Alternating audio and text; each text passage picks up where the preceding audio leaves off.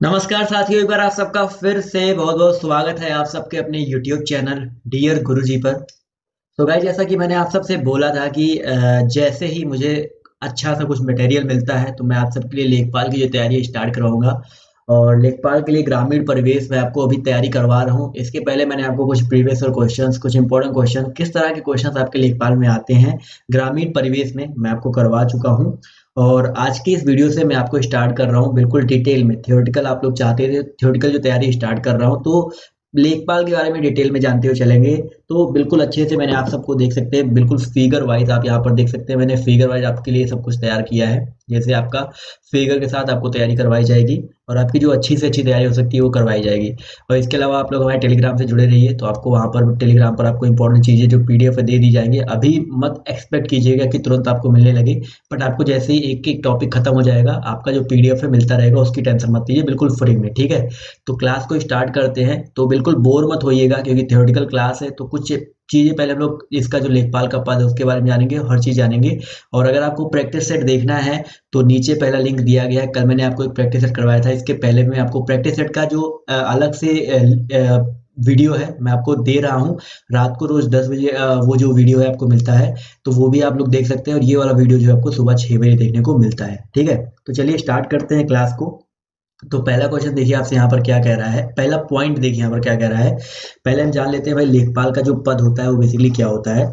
तो भाई लेखपाल के पद के बारे में बात करते हैं तो ये राजस्व विभाग का सबसे नीचे की कड़ी में लेखपाल होता है। राजस्व विभाग की जो सबसे नीचे की कड़ी होता है उसमें लेखपाल होता है।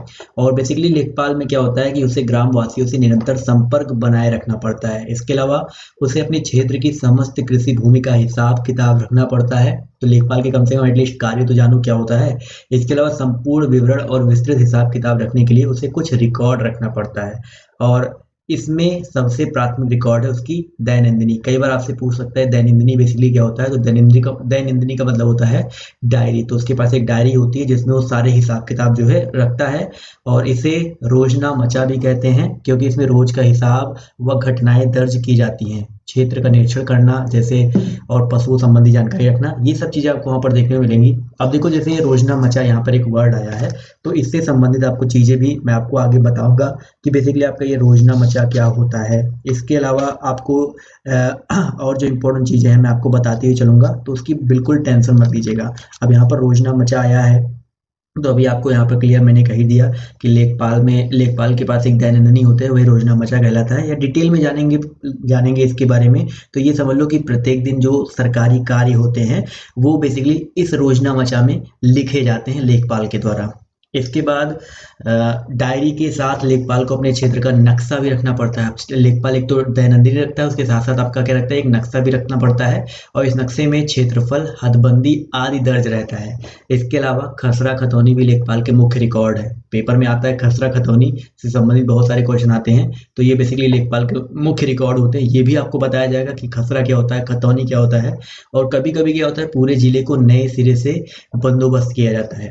तब प्रत्येक ग्राम की भूमि की नाप तोल की जाती है और उस भूमि के स्वामित्व आदि का वितरण दर्ज किया जाता है। ठीक है, यहाँ पर जो बेसिकली जब पूरे जिले को नए सिरे से बंदोबस्त जब किया जाता है, तब वहीं बेसिकली आपको ग्राम की भूमि का नाप तोल किया जाता है और साथ में जो भूमि का स्वामी होता है उसका वितरण दर्ज किया जाता है। और जो सारे रिकॉर्ड होते हैं, ये रिकॉर्ड प्रत्येक लेखपाल के लिए न्यूनतम आवश्यक रिकॉर्ड होते हैं। तो ये तो हो गया भाई जो लेखपाल का पद होता है उसके बेसिकली क्या क्या चीजें होती हैं। अब लेखपाल के कार्य भी मैंने आपको यहाँ पर बहुत डिटेल में जो इंपॉर्टेंट कार्य होते हैं यहाँ पर बता दिया है, तो इनको देख लो पहले क्योंकि इंपॉर्टेंट चीजें हैं। कि भाई प्रत्येक लेखपाल एक दैनंदिनी रखेगा, बता दिए, जिसमें अपने द्वारा किए गए प्रतिदिन के कार्य को लिखेगा। इसके अलावा लेखपाल बंदोबस्त, अभिलेखों की सत्य प्रतियां व अन्य समस्त कागजात जो अधिकार में दिए जाए सुरक्षित व अच्छी तरह रखेगा।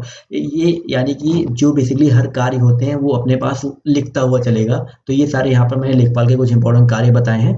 तो लगभग लगभग मैंने आपको सब कुछ यहाँ पर पहले भी बता दिया है, वही आपके लेखपाल के कार्य होते हैं। यहाँ पर एक पॉइंट देखिए, पॉइंट नंबर 6 को ध्यान से देखिएगा कि लेखपाल प्रत्येक माह की 24 तारीख का राजस्व निरीक्षक को दैनिकी की प्रतिलिपि देगा और जिसमें सहायक भूमि अभिलेख की तैयारी व फसलों की स्थिति का विवरण देगा। बेसिकली प्रत्येक महीने की 24 तारीख को यह काम देना पड़ता है। किसको? राजस्व निरीक्षक को देना पड़ता है, जो पूरे महीने वो सब किया रहता है। ठीक है, एक चीज ये डेट याद रखिएगा, कभी कभी आपसे ये डेट पूछा जाता है।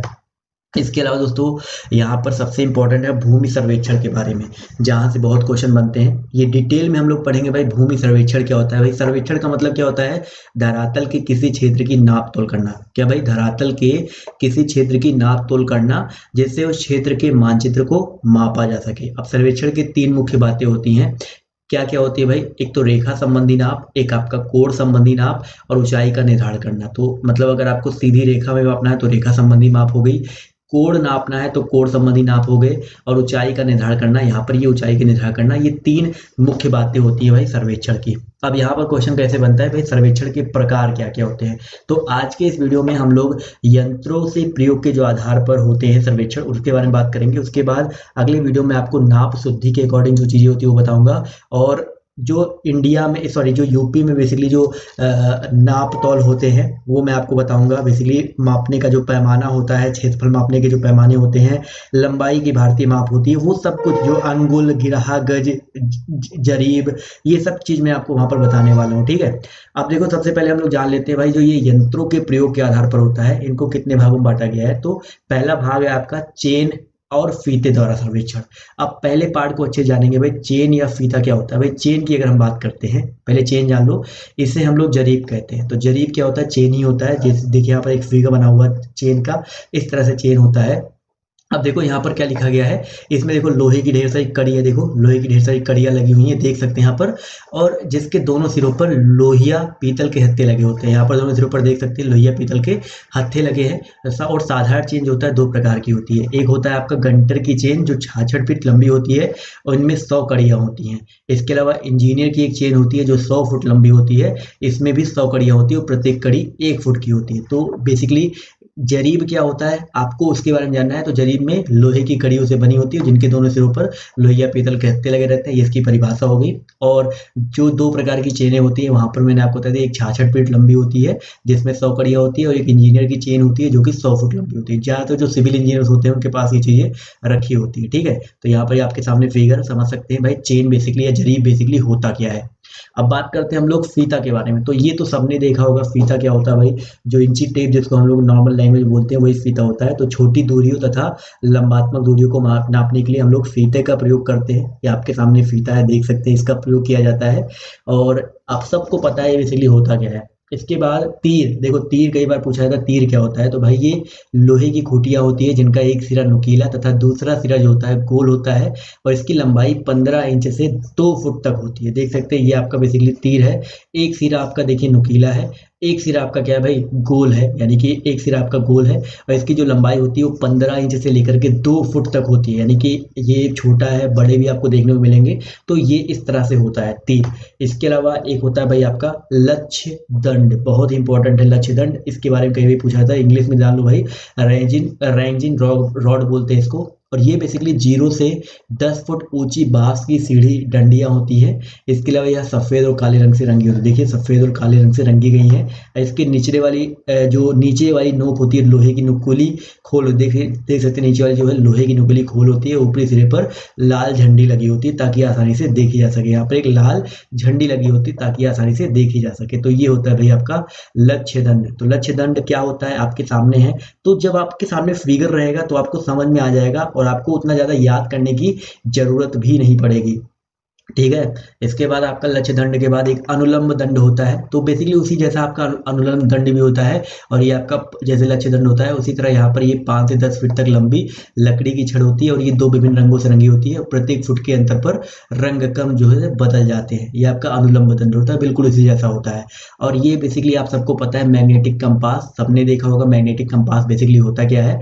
ये बेसिकली लकड़ी का एक आयताकार डिब्बा होता है। मैग्नेटिक कंपास जो होता है लकड़ी का भी आयताकार डिब्बा होता है जिसके ऊपर कांच का ढक्कन होता है। सबने कंपास तो देखा ही होगा भाई, जो जिससे दिशा का आप लोग नियंत्रण, दिशा की बारे में आपको पता लगता है कौन सा नॉर्थ है कौन सा साउथ है। इसकी जो नोक होती है हमेशा उत्तर दिशा की ओर इंगित करती है, और इसी को हम लोग ट्रट या लक्स कंपास भी कहते हैं। तो ये चीजें याद रखिएगा।